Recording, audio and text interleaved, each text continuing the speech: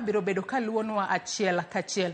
E kaunti ma Kisumu nyaka Ramogi Ajwang' wach ma bende waluonu. Ang'eni kisebedo kineno weche manyien mago, isebedo kineno achiedh nade makoni kod kocha, mosebedo kakwako mano city manager e kaunti ma Kisumu. Odiochieng' ma kawuono, ohala matindo e kaunti ma Kisumu biro bedo ka bago ng'anyo e kaunti ma Kisumu ka gikwedo telo mar Abala Wanga kaka city manager e kaunti ma Kisumu. Gisebedo kagiseyo city manager Abala Wanga ni siko kamuko kuondegi mag timo ohala okosebedo kotayo boma yo makare. Mane momiyo odiochieng' ma kawuono giriwore lwedo mar mondo mi gibag ng'anyo mamuol e kaunti ma Kisumu ka gikwedo Abala Wanga. Ka bende ne gidwaro mar mondo mi Abala Wanga ogol oko kaka city manager e kaunti ma Kisumu. Jafwambo marwa e kaunti ma Kisumu mano Millicent Adhiambo biro bedo ka luonwa ng'anyo makamano kendo wabiro bedo kwa tudre kode e chenro mar mbako romo mar mondo mi wawinjane ni to gidwarang'o e kinde makoro gibago ng'anyo ka gikwedo telo mar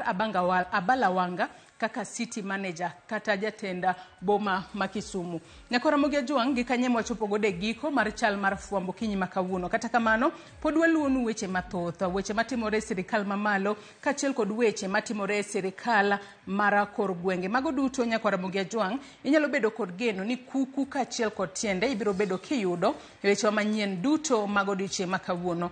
Akaw yueyo madundo gi sani, tok yueyo to nyawadwa Cleophas Oluoch donjo kod mbaka e chenro mar mbako romo. Kik idhi mabor.